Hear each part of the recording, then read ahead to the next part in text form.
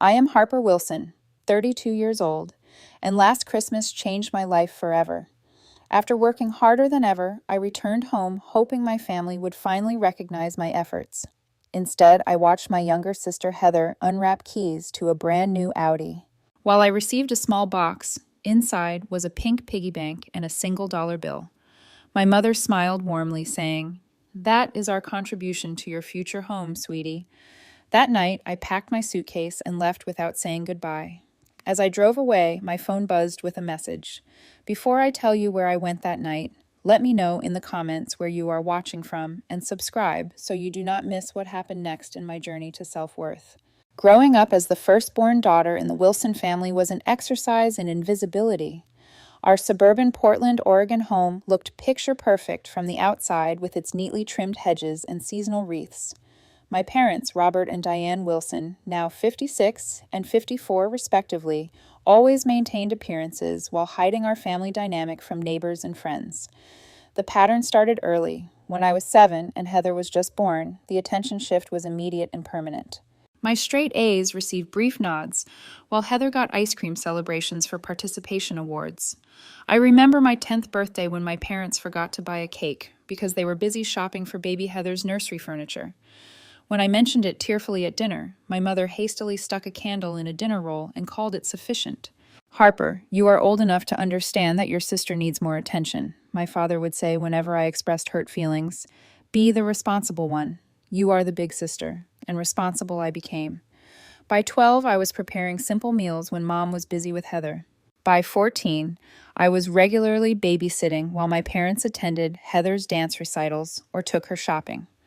Somehow my debate team finals never warranted their attendance, despite the trophies I brought home. "We know you will do great without us there," my mother would say, squeezing my shoulder. "You are our independent girl." Independence became my identity, not by choice, but by necessity. I learned to help myself with homework, navigate college applications alone, and secure my own transportation to school events. Meanwhile, Heather received driving lessons from Dad, extensive tutoring when her grades slipped, and constant encouragement for her modest achievements. High school graduation illustrated our different worlds perfectly. My parents hosted a lavish party for me because that is what parents should do, but spent the evening introducing Heather to everyone, bragging about her middle school art project that won a local contest. My acceptance to the state university on partial scholarship was mentioned as an afterthought. College brought more of the same pattern, but with financial consequences that follow me to this day. I worked 20 hours weekly at the campus coffee shop while maintaining Dean's List status. Summers meant picking up full-time retail work to save for the upcoming semester.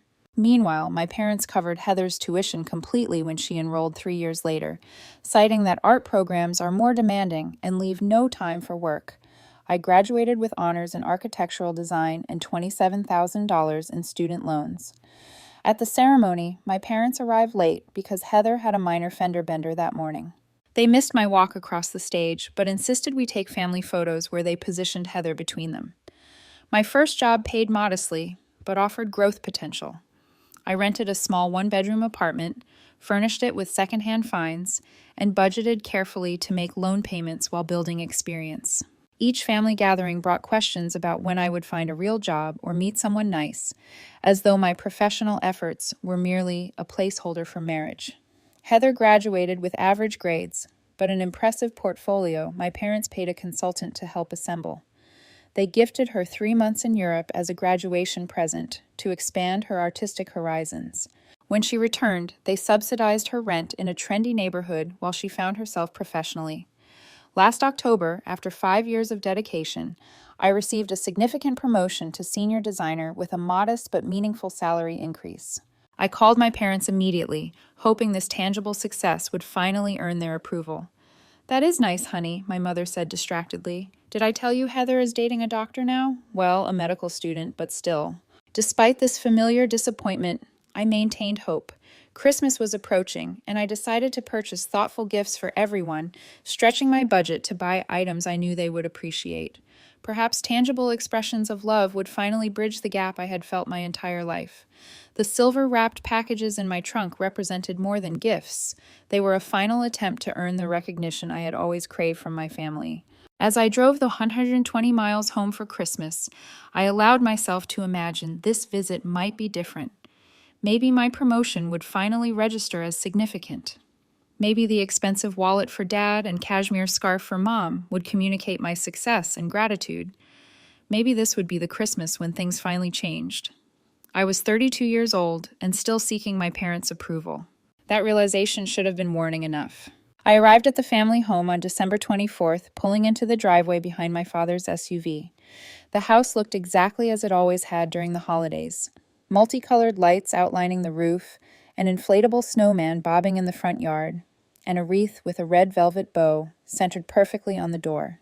The familiarity should have been comforting, but instead my stomach tightened with the anxiety that always accompanied family visits. My mother opened the door before I could knock, wearing her traditional Christmas apron over a red sweater. "Harper, you made it," she exclaimed, giving me a quick hug that smelled of cinnamon and vanilla. Come in, come in. Your father is watching the game, and Heather will be here soon with Kyle." I followed her inside, noting how the decorations were exactly the same as they had been throughout my childhood. The same artificial tree in the corner, the same nativity scene on the mantel, the same stockings hanging in birth order. Robert, Diane, Harper, Heather. "I have got your room ready," Mom said, leading me upstairs. "We had to move some storage boxes in there, but I cleared a path to the bed." My childhood bedroom was now half guest room, half storage unit. Cardboard boxes labeled tax documents and holiday decorations lined one wall. The twin bed had a new comforter I had never seen before, and the desk where I had studied for countless exams was now covered with my mother's sewing projects. "It is just for sleeping, right?" Mom said, noticing my expression. "Heather's room is exactly as she left it. Of course, she stays over so much more often than you do." I nodded, placing my overnight bag on the bed. "This is fine, Mom. Thanks." "Great. Now come help me with dinner preparations. The sweet potatoes need peeling." Downstairs in the kitchen, I fell into the familiar role of assistant while my mother directed the cooking operation. I had been peeling potatoes for 15 minutes when the front door burst open and Heather's voice filled the house. "We are here," she called out. "Kyle brought wine." My sister appeared in the kitchen doorway looking effortlessly stylish in designer jeans and a green sweater that complemented her eyes identical to mine, though hers had never spent nights crying over student loan statements. Behind her stood Kyle, tall and handsome in his medical student confidence, holding 2 bottles of wine that probably cost more than my weekly grocery budget. "Harper," Heather acknowledged with a quick hug before turning to our mother.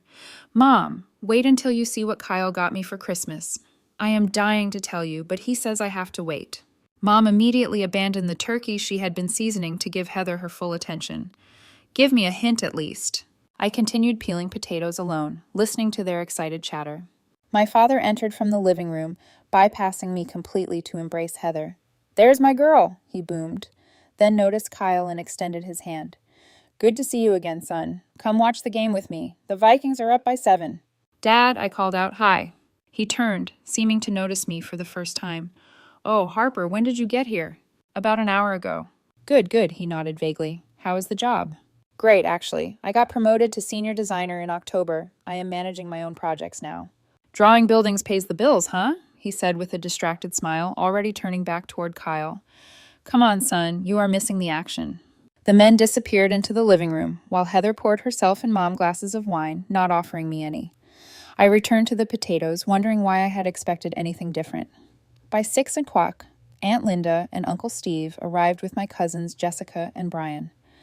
The house grew louder as more relatives arrived, and I found myself, as usual, in charge of taking coats, refreshing drinks, and making sure the appetizer trays stayed full. "So, Harper," Aunt Linda cornered me by the cheese plate, "still single? Your biological clock is not getting any younger." "You know, I am focusing on my career right now," I replied, the rehearsed answer coming automatically. "Career is wonderful, but family is everything," she said, patting my arm. "Look at your sister and that doctor boyfriend. She has got the right idea." The conversation continued in this vein throughout dinner preparations. No one asked about my promotion or my work. Instead, I fielded questions about dating prospects and gentle suggestions about freezing eggs just in case. My mother enlisted my help setting the table with the family china, delicate floral patterned plates that had belonged to my grandmother. As I carefully arranged each place setting, I remembered the time I had accidentally broken one of these plates when I was 11. My father had grounded me for 2 weeks, calling me careless and irresponsible. 3 years later, Heather had thrown a tantrum and swept an entire place setting onto the floor. My parents had simply cleaned it up, assuring her it was just an accident and that plates can be replaced. The memory must have shown on my face because my mother paused while placing silverware. "Is something wrong?"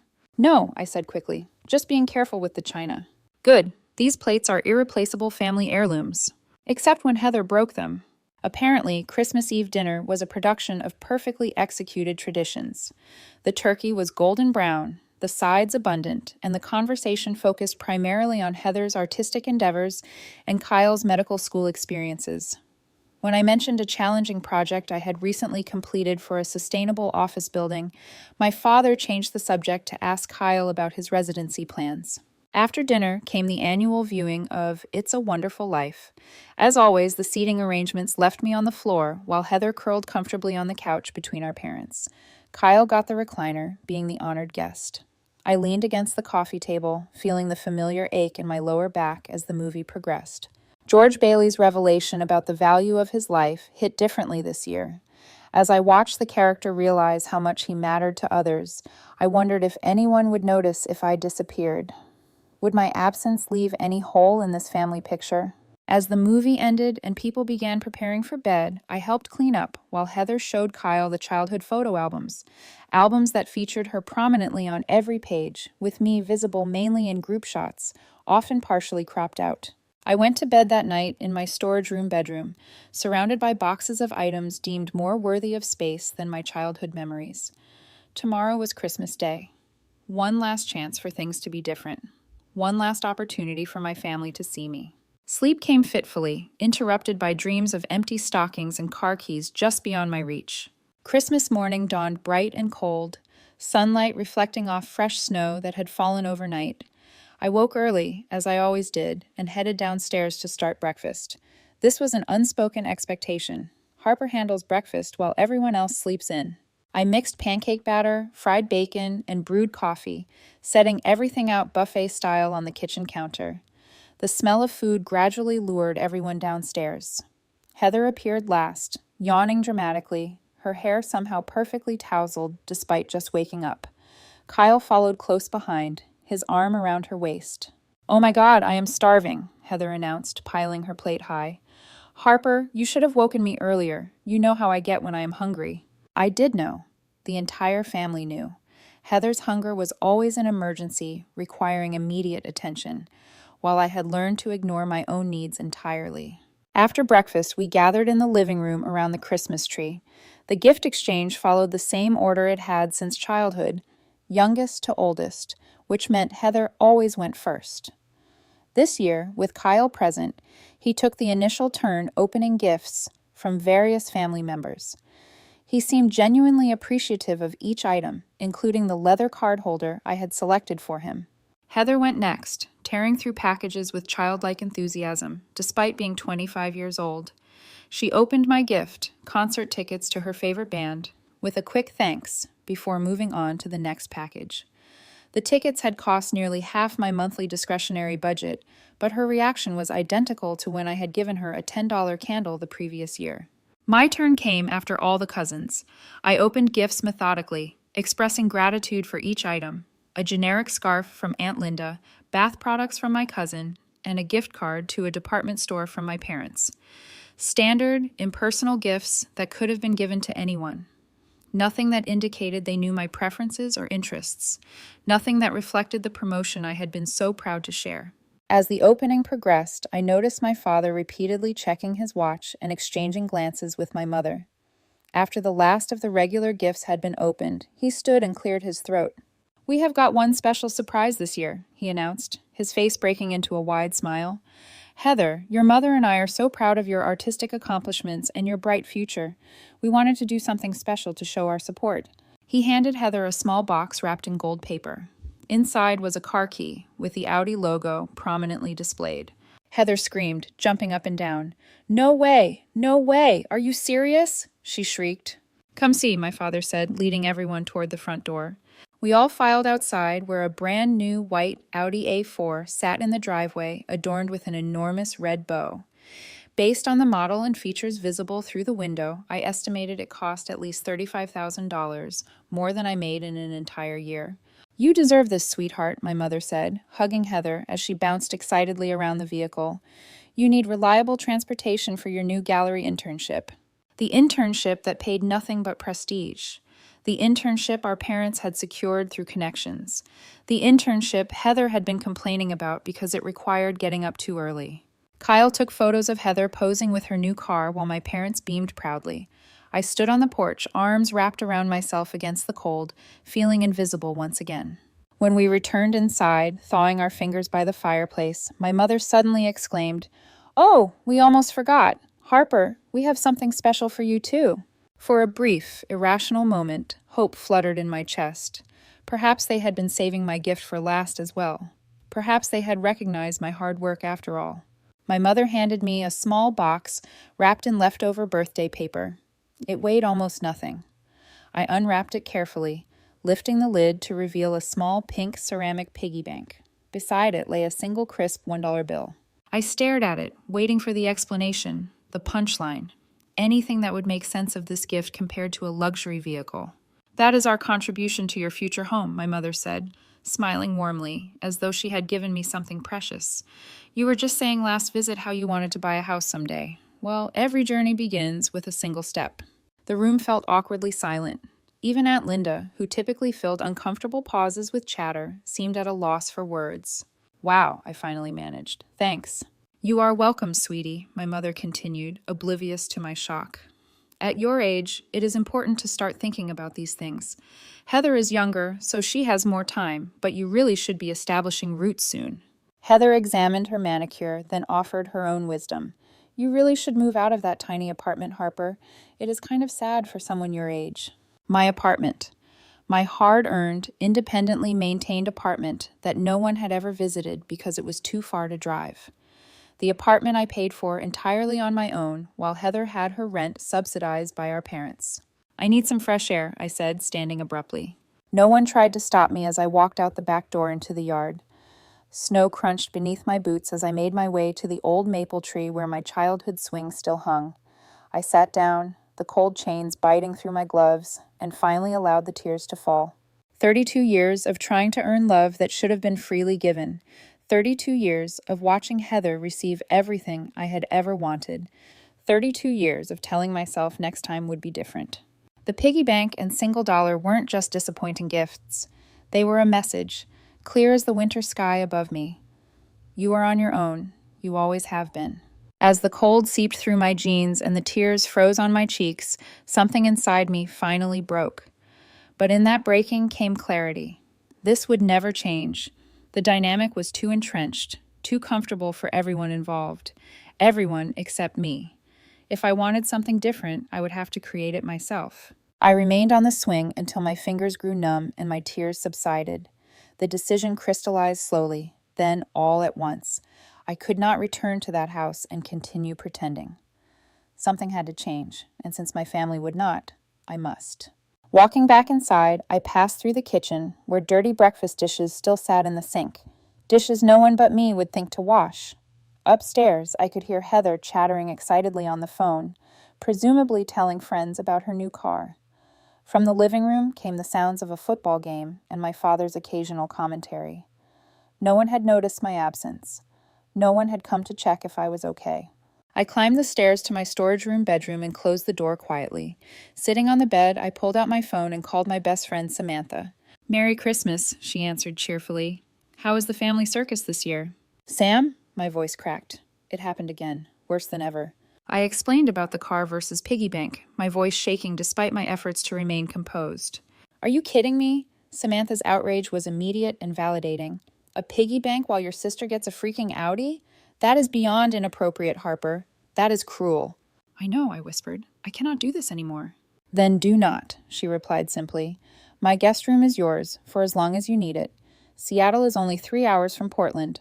Your company has an office here. Make the change." The suggestion, so straightforward, hit me with unexpected force. I could leave, not just today, but permanently. I could put physical distance between myself and the source of so much pain. But Christmas, I began, then stopped. What was I protecting? The illusion of family harmony? The tradition of my own diminishment? Christmas will happen with or without you there, Samantha said gently. The question is whether you want to spend another minute feeling this way when you have other options. After we hung up, I sat in silence, contemplating the magnitude of what I was considering. My job could indeed transfer me to the Seattle office. I had been offered that option during my promotion, but declined to stay close to family. My apartment lease renewed month to month. There were no real barriers except the emotional ties I had spent a lifetime strengthening, despite constant evidence they were not reciprocated. I opened my suitcase and began methodically packing, not just the few items I had brought for the holiday visit, but select belongings from my childhood that remained in this room. My high school graduation tassel, a photo album of my college friends, a small wooden box my grandfather had made for me before he passed. As I sorted through drawers, I found old journals from my teenage years. Flipping through them revealed a heartbreaking pattern, entry after entry, expressing confusion and hurt over my parents' favoritism, followed by self-blame and promises to try harder, be better, earn the love they gave Heather freely. I considered confronting my family, laying out these years of pain and asking for acknowledgement. The thought exhausted me. What would it accomplish? More denials, more gaslighting, more subtle suggestions that my perceptions were flawed. Better to channel that energy into building something new. On a sheet of stationery from the desk, I wrote a brief note. I am returning to Seattle today. The contrast between Heather's gift and mine made some things very clear to me. I need space to process our family dynamic and what role, if any, I want it to play in my future. Please do not contact me for a while. Harper. No apologies, no detailed explanations that would only be twisted or dismissed. Just the simple truth and a boundary. Perhaps the first real boundary I had ever set with my family. I folded the note and placed it on my made bed. Then I gathered my suitcase and the small box of mementos and quietly made my way downstairs. The family remained gathered in the living room, now watching a Christmas movie marathon. No one looked up as I passed the doorway. In the kitchen, I placed the note prominently on the counter where someone would eventually find it. I looked around at the familiar space. The refrigerator covered with Heather's childhood artwork, the height chart on the wall that stopped tracking my growth after age 10, but continued with Heather's measurements until she left for college. The bulletin board displaying Heather's gallery internship acceptance letter, but nothing of my recent promotion. This house contained no evidence that I mattered here. Perhaps it never had. I loaded my belongings into my car, a 7-year-old Honda I had purchased entirely on my own. Before getting in, I stood in the driveway looking at the house, decorated with twinkling lights, smoke rising gently from the chimney, the perfect holiday card image, hiding years of invisible wounds. Next to my car sat Heather's gleaming new Audi, the giant red bow still attached. I removed the piggy bank from my coat pocket and placed it carefully on my dashboard, a reminder of why I was leaving and why I should not look back. Snow had begun falling again as I backed out of the driveway. Large, soft flakes descended in the gathering dusk, muffling the world in white silence. Through the living room window, I could see my family silhouetted against the television's glow, unaware that their oldest daughter was driving out of their lives. The mixture of grief and liberation that flooded through me was overwhelming. Tears blurred my vision as I turned onto the main road, but I did not stop. For the first time in 32 years, I was choosing myself. The road ahead was uncertain, but it was mine to travel on my own terms. 3 blocks away, I pulled over briefly to enter Samantha's address into my GPS. 3 hours to Seattle. 3 hours to a new beginning. As I merged onto the highway, heading north through the snow, I finally allowed myself to say aloud what I had known for years, but never admitted. They do not love me the way I need to be loved, and that is not my fault. The words hung in the car like a spell breaking, releasing me from decades of trying to earn what should have been my birthright. I turned on the radio, found a station playing anything but Christmas music, and pointed my car toward the future. 2 hours into my drive north, the snow had intensified, reducing visibility and forcing me to slow to 45 mph. The interstate stretched ahead, a narrow corridor of headlights and taillights through the swirling white. My phone, which had been silent since my departure, suddenly buzzed against the cup holder. I glanced down, expecting a message from Samantha checking on my progress. Instead, my mother's name appeared on the screen with a text that knocked the breath from my lungs. Do not forget to pay the utility bills due on the 28th. Not where are you, or are you safe, or please come back. Just a reminder about bills. Bills for my apartment that I had never once forgotten to pay. Bills that represented the independent life she had just mocked with that piggy bank. I stared at the message in disbelief until a car horn startled me back to attention. I refocused on the road, hands shaking on the steering wheel. 10 minutes later, my phone buzzed again. This time, it was my father. Internet payment processes tomorrow. Make sure there is enough in your account. Again, no concern for my whereabouts or well-being, just financial reminders, as though my only value to them was my responsibility, the trait they had forced upon me since childhood while freeing Heather from similar expectations. The phone began ringing next, my mother calling.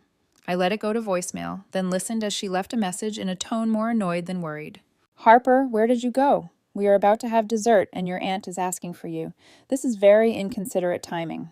Inconsiderate timing, as though my emotional breaking point should have been scheduled more conveniently for the family. More calls followed, which I continued to ignore. The voicemails progressed from irritation to confusion. Your note is very dramatic, my mother said in her second message. I do not understand why you would leave on Christmas Day over a simple gift. The piggy bank was cute. Not everything has to be expensive to be meaningful. Then came my father. Harper, your mother is upset now. I do not know what has gotten into you, but this behavior is childish. Call us back immediately. Finally, Heather. Way to ruin Christmas, Harper. Mom and Dad did nothing wrong. You are just jealous of my car, which is super selfish of you. They have always given you everything you needed. Each message twisted the knife deeper. Even now they could not see me or my pain. Even now they dismissed my feelings and defended their actions. Even now it was about how my reaction affected them, not how their actions had affected me for decades. I pulled off at the next exit, no longer trusting myself to drive safely through the storm of snow and emotions. A roadside diner glowed warmly against the winter darkness, Gloria's all-day breakfast in flickering neon. I parked and went inside, seeking warmth and momentary refuge. The diner was nearly empty on Christmas evening. An elderly waitress with silver hair and kind eyes approached my booth. Merry Christmas, honey. Traveling in this weather? She placed a menu before me and filled a mug with coffee without asking. I nodded, unable to trust my voice. She studied my face for a moment, then said gently, Looks like you could use more than coffee. Kitchen is still open if you need something warm. Thank you, I managed, my voice cracking slightly. Just the coffee for now. She nodded and moved away, giving me space. I wrapped my cold hands around the mug, staring into the dark liquid as if it might contain answers. My phone buzzed again. Another text from my mother. Your behavior is very hurtful to your father and me after everything we have done for you. Everything they had done for me. The bare minimum parenting while lavishing Heather with advantages. The constant message that I was not quite enough, not quite worthy of the same love and support. The expectation that I would be eternally grateful for crumbs while Heather feasted. Something inside me broke open and I began to cry, quiet, shuddering sobs that I tried to muffle with my napkin. The waitress returned, sliding into the booth across from me without invitation. She pushed a plate with a slice of pie toward me. On the house, she said. I do not know what you are going through, but nobody should cry alone on Christmas. Her simple kindness undid me completely. I cried harder, decades of suppressed hurt flowing out in a diner booth, before a stranger showing more concern than my family ever had. I left my family today, I finally said, wiping my eyes. For good, I think. The waitress, Gloria, according to her name tag, nodded. I walked away from my family when I was 27. Hardest and best thing I ever did. Does it get easier? I asked. The guilt fades, Shay, she said. The relief grows. Eventually, you build something better. We talked as I ate the pie with a perfect crust. Gloria shared her own story of family dysfunction and the life she had created afterward. She was 72 now, had owned this diner for 30 years, and had formed a chosen family of friends who celebrated holidays together. Blood makes you related, she told me. Love and respect make you family. Some people are lucky enough to have both in the same people. The rest of us have to find our real family as we go. By the time I finished my pie and second cup of coffee, the snow had slowed to gentle flurries. Gloria insisted I take a piece of pie to go and made me promise to call someone when I reached my destination safely. The weather report says the storm is getting worse overnight, she warned. There's a decent motel 2 exits up if you need to stop. I thanked her, paid for my coffee despite her protests, and left a tip that made her eyes widen. Some kindnesses deserved recognition, a lesson my family had never learned. Back in my car, I checked the forecast on my phone. Gloria was right. Conditions were expected to deteriorate significantly in the next few hours. I called Samantha. "Hey," I said when she answered. "I am about 100 miles south of Seattle, but the weather is bad. I think I should stop for the night." "Definitely," she agreed. "Safety first. I will have the guest room ready whenever you get here tomorrow." Following Gloria's advice, I found the motel and checked in for the night. The room was basic but clean. A bed, a dresser, a small bathroom. I sat cross-legged on the bed and for the first time allowed myself to really think about what I had done and what came next. I opened my laptop and drafted an email to my supervisor requesting a transfer to the Seattle office, citing family circumstances. Then I began researching apartments in Seattle, making lists of neighborhoods to consider, calculating budgets, and mapping out a plan. The practical tasks calmed me, giving shape to my nebulous decision. By midnight, I had a preliminary roadmap for my new life. Transfer paperwork ready to submit, 3 apartment viewings scheduled for the coming week, and a list of items I would need to retrieve from my Portland apartment. I fell asleep that night to the sound of wind howling outside my window, carrying away the last remnants of the life I had endured for too long. Morning brought clear skies but frigid temperatures. After a quick breakfast at the motel restaurant, I called my supervisor, despite it being December 26th. "Harper, everything okay?" she answered, sounding concerned about the holiday call. "I need to request that transfer to Seattle we discussed during my promotion," I explained. "Family circumstances have changed suddenly. I can work remotely until the transfer is processed." To my relief, she was understanding and supportive. "The Seattle office has been asking for someone with your skills. I can make this happen by January 15th. Will that work?" One administrative hurdle cleared. As I prepared to continue my journey, my car made an ominous clicking sound when I turned the key. After 3 attempts, it reluctantly started, but a warning light glowed on the dashboard. 10 miles down the highway, the engine began making a concerning noise. I took the next exit into a small town called Maplewood and found an auto shop open despite the holiday week. The mechanic, a middle-aged man named Marcus with grease-stained hands and kind eyes, examined my car while I waited anxiously in the small office. "Alternator is going," he announced after 20 minutes. "I can fix it, but I will need to order the part. 2 days, maybe 3, with the holiday." I must have looked stricken because he quickly added, "There is a decent hotel in town, walking distance from here, and I will give you a fair price on the repair. Promise." Another delay, another unexpected expense, but also, I realized, another opportunity to practice my new resolution, facing problems directly rather than suffering in silence. "Thank you," I told Marcus. "I appreciate your honesty." While waiting for my car, I explored Maplewood, a charming town of Victorian buildings and small businesses decorated for the holidays. In a coffee shop, I opened my laptop and began the process of setting boundaries with my family. I blocked their numbers on my phone, set up email filters to send their messages to a separate folder I could check when emotionally prepared, and remove them from my social media. Each action was both painful and liberating, like lancing a wound to allow healing to begin. On December 29th, with my car repaired and the roads clear, I finally completed my journey to Seattle. Samantha met me at the door of her apartment building with a hug so fierce it nearly knocked me over. "Welcome to your new life," she said, helping me carry my belongings inside. That night, we sat on her couch drinking wine and talking until 3 o'clock in the morning. I cried, I laughed, I raged about decades of accumulated hurts. Samantha listened without judgment, offering validation instead of the dismissal I had grown accustomed to from family. "You know what the worst part is?" I told her as the night grew late. "A part of me still hopes they will suddenly realize what they have done and apologize. How pathetic is that?" "Not pathetic," Samantha said firmly. "Human. We are programmed to seek connection with our parents. It takes time to accept when that connection is unhealthy." I fell asleep that night on Samantha's guest bed, exhausted but peaceful. For the first time in memory, I had prioritized my own well-being over my family's expectations. The road ahead would be challenging, but for once it was mine to choose. The piggy bank sat on the nightstand, no longer a symbol of dismissal, but a reminder of the moment I had finally decided I deserved more. January in Seattle brought perpetual rain and the beginning of my reconstruction. The first week at Samantha's apartment was an exercise in decompression, sleeping late, taking long walks under my umbrella, and gradually acknowledging the extent of the emotional damage I had normalized throughout my life. My phone remained mercifully silent after I had blocked my family's numbers, but emails accumulated in the special folder I had created, subject lines ranging from "Your behavior is unacceptable" to "Are you safe?" to "Bills past due." I skimmed them occasionally, but did not respond, giving myself permission to heal before engaging. With Samantha's encouragement, I began exploring Seattle neighborhoods during breaks in the rain. The city's moody skies and evergreen landscape felt appropriately transitional, neither the familiar territory of Portland nor completely foreign ground, a middle space for my middle state. The transfer paperwork came through, I told Samantha one evening over takeout Thai food. I start at the Seattle office next Monday. That calls for celebration, she declared, pouring more wine. To new beginnings.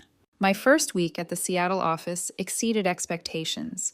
My new colleagues welcomed my experience, and the creative director seemed genuinely impressed by my portfolio. We have got a major pitch next month for West Side Development, the director told me after my first week. I would like you to take point on the sustainable elements. Your work on the Portland Eco Office project was exactly what we need. Recognition, opportunity, trust. Simple professional courtesies that nonetheless felt revolutionary after years of being overlooked. With my job secure, I turned my attention to finding my own place. Samantha had been an incredible support, but I needed to establish independence in my new city. After viewing several apartments, I found a one-bedroom in Capitol Hill, slightly more expensive than my Portland place, but walking distance to work and filled with natural light, perfect for my architectural sketches. This is definitely you, Samantha said, helping me arrange furniture the weekend I moved in. I can already see your personality here. My personality, not an afterthought to Heather's more valued existence, not a responsible counterpoint to her creative spirit. Just me, defined on my own terms. 3 weeks after my departure, my family discovered my new location through a careless social media post where a colleague tagged me at a Seattle networking event. The carefully constructed dam broke, flooding my phone with voicemails and texts from unknown numbers they were using to bypass my blocks. Harper, this has gone on long enough, my father's message began. Your mother is beside herself with worry. This silent treatment is childish and cruel. My mother's approach pivoted to health concerns. My blood pressure is through the roof because of this situation. Is that what you want? To make me sick with worry? Heather, predictably, made it about herself. My car keeps making this weird noise, and Dad cannot afford to take it to the dealer because he is stressed about you. Thanks a lot. Each message attempted to pull me back into the family dynamic. The responsible daughter who should feel guilty for causing problems, who should set aside her own needs to maintain harmony, who should accept less because wanting more was selfish. I drafted dozens of responses but sent none. Instead, I printed the emails, took them to my first therapy session, and read them aloud to Dr. Keller, a compassionate woman with silver-streaked hair who specialized in family trauma. What do you notice about these messages? She asked after I finished reading. They are all about how my absence affects them, I replied. None of them acknowledge why I left. Exactly, she nodded. That pattern seems familiar to you. It is the story of my entire life. Over the following weeks, therapy became my anchor as I navigated establishing boundaries while processing decades of emotional neglect. Dr. Keller helped me understand that my parents' behavior reflected their own limitations, not my worthiness. You cannot make people give what they do not have or recognize what they cannot see, she told me during one particularly difficult session. Your responsibility is to honor your own truth, not to contort yourself into shapes that make others comfortable. February brought new connections beyond Samantha. I joined an architectural society that met monthly to discuss innovations in sustainable design. I found a book club that gathered in a cozy bookstore near my apartment. I started taking a pottery class on Sunday afternoons, something I had always wanted to try, but had dismissed as impractical. Slowly, I began building a community of people who saw me, who valued my contributions, who did not measure me against an idealized sister or impossible standard. My career flourished in this new environment. The West Side development pitch succeeded largely due to my sustainable design elements, earning me recognition from senior management and a bonus that I used to buy real furniture instead of the secondhand pieces that had followed me from Portland. "We are putting you forward for the Emerson Green Design Award," my director announced in March. "Your innovation on the wildlife corridor integration was exactly what the committee looks for." Professional validation felt foreign but wonderful, like wearing a beautiful coat that I kept checking to make sure truly belonged to me. As my confidence grew professionally, so did my ability to maintain boundaries personally. I began responding selectively to family communications, keeping messages brief and factual without being drawn into emotional manipulation. "I am safe and well," I wrote in response to my mother's increasingly frantic emails. "I need space to process our relationship. I will reach out when I am ready for more communication." This measured response triggered an escalation. Relatives I barely spoke to began messaging me about breaking your poor mother's heart. My father's emails became stern lectures about family obligation and gratitude. Heather vacillated between angry accusations and tearful pleas depending on her mood. Then came the nuclear option. My Aunt Linda shared that my mother had been hospitalized with chest pains, strongly implying it was my fault for causing her stress. The old Harper would have immediately abandoned her boundaries and rushed home, accepting blame and responsibility. The new Harper called the hospital directly, confirmed my mother had been treated for indigestion and released the same day, then resumed her life without guilt. In April, just as I was finding my rhythm in Seattle, my father appeared, unannounced, at my office building. I spotted him in the lobby as I returned from lunch, looking older and more haggard than I remembered, clutching a manila envelope and scanning faces as people entered. My initial instinct was to hide, to avoid the confrontation. Instead, I approached him directly. "Dad," I said simply, "how did you find my workplace?" He turned, momentarily startled, then composed himself. "Your cousin works in HR. She looked up the company transfer records, a privacy violation I would address later." "Why are you here?" "We need to talk," he said firmly, "not through text messages and emails." I nodded toward a coffee shop across the street. 20 minutes? That is all I can give you during my workday." The cafe was busy enough to ensure our conversation would remain civil. We sat at a corner table, an untouched Americano before him, a green tea steaming between my hands. "Your mother and I do not understand why you have done this," he began without preamble. "Running away over a Christmas gift seems extreme, even for you." "Even for you?" The implied criticism was so familiar I almost smiled. Some things never changed. "It was not about the gift," I said quietly. "The gift was merely the final example of a lifelong pattern." "What pattern?" His genuine confusion was perhaps the most painful part. "Heather receives a $35,000 car. I receive a piggy bank and $1. Can you truly not see the disparity?" He shifted uncomfortably. "Heather needed a car. You have your Honda. A car I bought myself, just like I paid for my education, my apartment, my entire life, while you and Mom gave Heather everything." "That is not fair, Harper. We raised you, put food on the table, kept a roof over your head. You did the legal minimum for me, while giving Heather every advantage. College tuition, rent support, European trips, now a luxury car." "You were always the responsible one," he countered. "You never needed the help." "I needed the recognition," I said, my voice finally breaking. "I needed to know I mattered as much as she did, that my efforts were seen, that I was loved equally, not just assigned the role of responsible child while Heather got to be precious."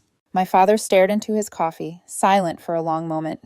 When he looked up, his expression held a mixture of defensiveness and dawning realization. "We never meant to make you feel less important," he said finally. "Your mother and I are proud of you. You have always been so capable, so independent." "Independence forced upon a child is not a gift, Dad. It is an abandonment." He had no response to that. We sat in uncomfortable silence until I checked my watch and stood. "I have to get back to work. I have a client meeting." "Will you come home?" he asked. "Your mother misses you." "This is my home now," I replied. "I am building a life here, a good one. And we are not part of it." His voice held genuine hurt. "I do not know yet," I answered honestly. "That depends on whether you and Mom can respect who I actually am rather than who you needed me to be for Heather's sake." I left him sitting there, returning to my office with shaking hands but a clear conscience. For the first time, I had spoken my truth without apologizing for it, without minimizing it to make someone else comfortable. That night, I added another dollar to the piggy bank that now sat on my windowsill. $1 for each week I had maintained my boundaries. $13 that represented not financial growth, but personal strength, the most valuable currency I had ever possessed. May brought an invitation I had been dreading. My cousin Jessica's wedding scheduled for June in Portland. The cream-colored envelope sat on my kitchen counter for 3 days before I finally opened it, running my finger over the embossed floral design while contemplating what my response would be. Jessica and I had been close as children before growing apart in adulthood. She had sent a kind message after my departure, one of the few relatives who had not pressured me to return or dismiss my feelings. Declining her invitation felt wrong, yet attending meant facing my entire family on their territory. "You do not have to decide right now," Dr. Keller said during our session that week. "Consider what boundaries would make attendance possible for you." I spent a week contemplating those boundaries, then made my decision. I RSVP'd yes to the wedding, but booked a hotel room rather than staying with family. I requested a +1 and invited Samantha as my support person. I scheduled our arrival for the day of the wedding and our departure for the following morning, minimizing potential family entanglements. Control over these details gave me the confidence to face what was coming. This would be a brief, structured re-entry into my family orbit with a clear escape route. Nothing like the unbalanced dynamic I had endured for decades. The weeks before the wedding passed quickly, filled with work on a new sustainable housing development and weekends exploring Seattle with new friends. My life had developed rhythms and relationships that nourished rather than depleted me. Each day reinforced my decision to leave and build something healthier. June 17th arrived sunny and mild. Samantha and I drove to Portland, arriving at our hotel with just enough time to change before the 4 o'clock ceremony. "Remember," Samantha said as we prepared to leave for the venue, "you can leave any situation that becomes uncomfortable. I will follow your lead." The ceremony took place in a garden overlooking the Willamette River.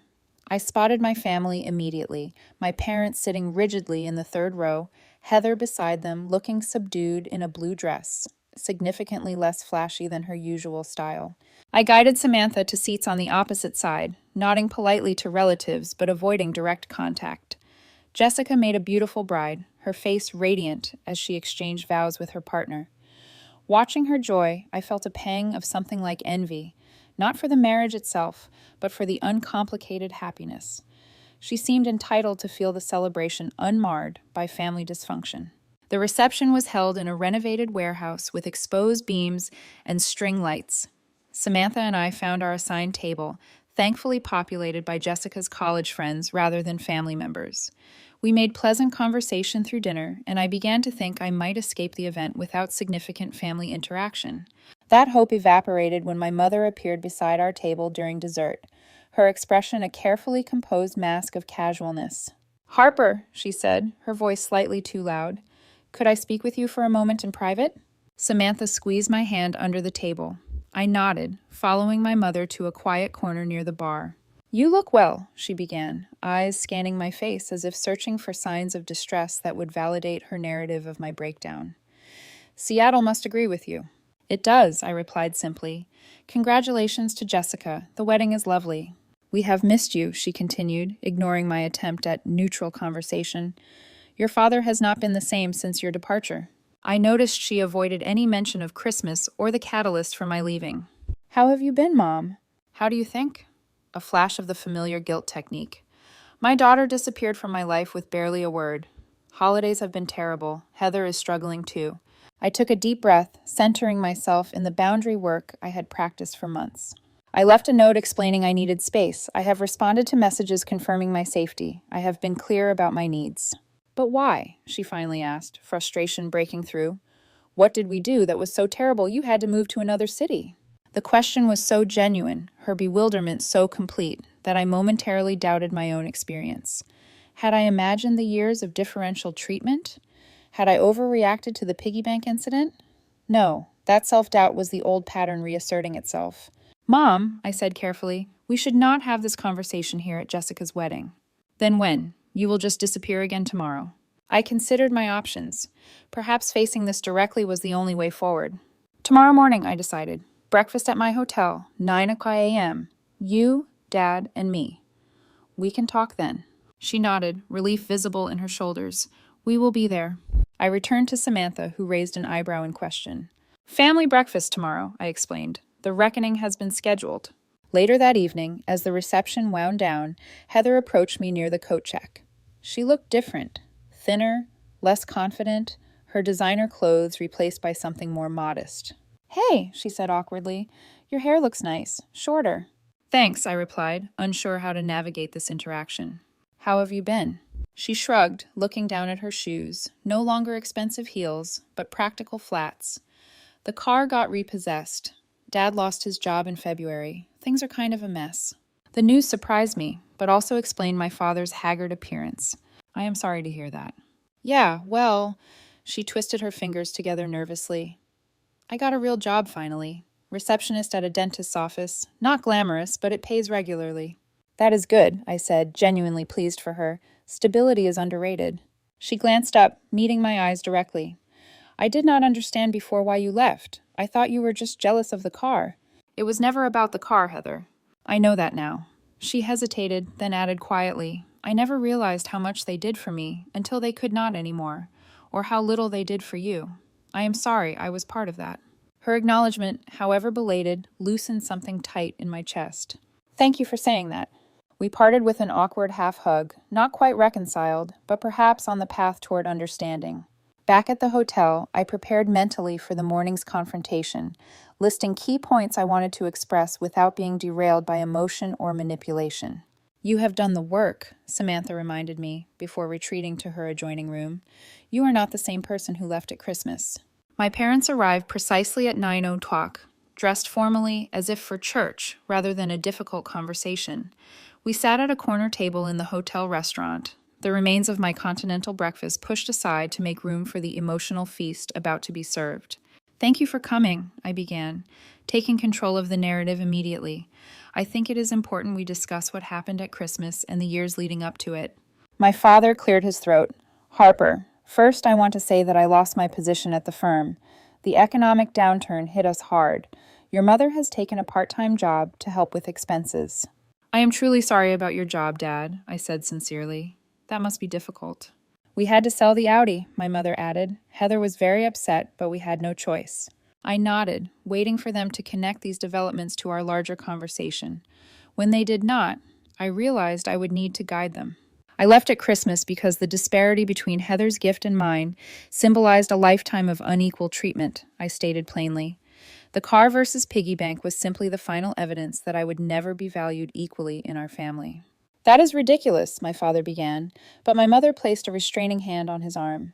I never thought of it that way, she said slowly. The piggy bank was just a joke, really. Something cute. Would you have given Heather a piggy bank and $1 while giving me a $35,000 car? I asked. The question hung in the air, unanswerable, because we all knew the truth. We never meant to make you feel less loved, my mother finally said, her voice small. You were always so capable, so independent. Heather needed more guidance, more support. I was independent because I had to be, I replied, keeping my voice steady. No one was going to do things for me the way you both did for Heather. I learned that lesson very early. My father looked uncomfortable but finally spoke. Perhaps we took your responsibility for granted. You never complained. I complained constantly, I corrected him. You just never listened. Or you dismissed my feelings as jealousy or pettiness. We were doing our best, my mother said, tears forming. Parents are not perfect. I know that, I acknowledged. I do not expect perfection, but I do expect awareness and a willingness to acknowledge when patterns are harmful. We talked for nearly 2 hours, covering painful memories and patterns that had defined our family dynamic. My parents oscillated between defensiveness and genuine remorse as the conversation progressed. They had not come prepared to accept full responsibility, but neither did they completely deny my experience. What happens now? My father asked as we prepared to leave. Will you come back to Portland? No, I said firmly. My life is in Seattle now, a good life that I have built for myself. Will we see you again? My mother's voice wavered. Yes, I decided in that moment, but on different terms. I cannot and will not return to the old dynamic. If you want a relationship with me, it must be one of mutual respect and equal standing. They nodded, neither fully understanding nor completely rejecting the new boundaries I had established. Perhaps you could visit Seattle sometime, I offered. See my apartment, meet some of my friends. A small opening, carefully controlled, the beginning of a new kind of relationship if they were willing to build it. We parted with brief hugs, less emotional than practical acknowledgement of a connection that remained but had fundamentally changed form. As Samantha and I drove north toward Seattle that afternoon, I felt lighter than I had in months. Not because everything was resolved or healed, it was not, and might never be completely, but because I had finally spoken my truth without diminishing it. "Proud of you," Samantha said as the Portland skyline receded in our rearview mirror. 1 year after my Christmas departure, my life had transformed completely. My Seattle apartment now felt truly like home, decorated with art from local markets and furniture I had chosen deliberately rather than accepted out of necessity. My career had flourished, with the Emerson Award proudly displayed on my desk and a promotion to design team leader. More importantly, I had built connections that nourished rather than depleted me, friends who celebrated my successes without competition, colleagues who valued my contributions, even a promising relationship with Marcus, an environmental engineer I had met through work.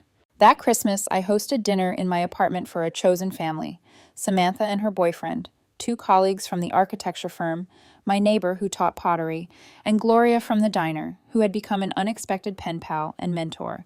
My relationship with my biological family remained complicated but evolving.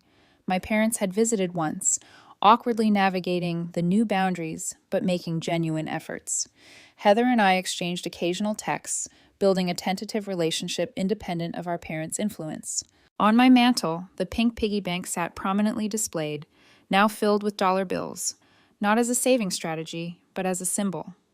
Each dollar represented a week of maintaining healthy boundaries, of choosing myself, of recognizing my own worth without external validation.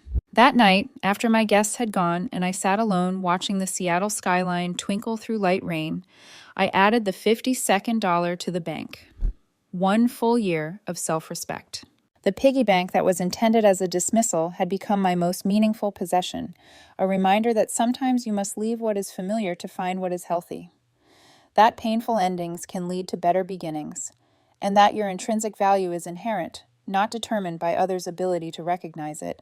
As I prepare to begin my 2nd year in Seattle, I wonder about your stories of finding self-worth.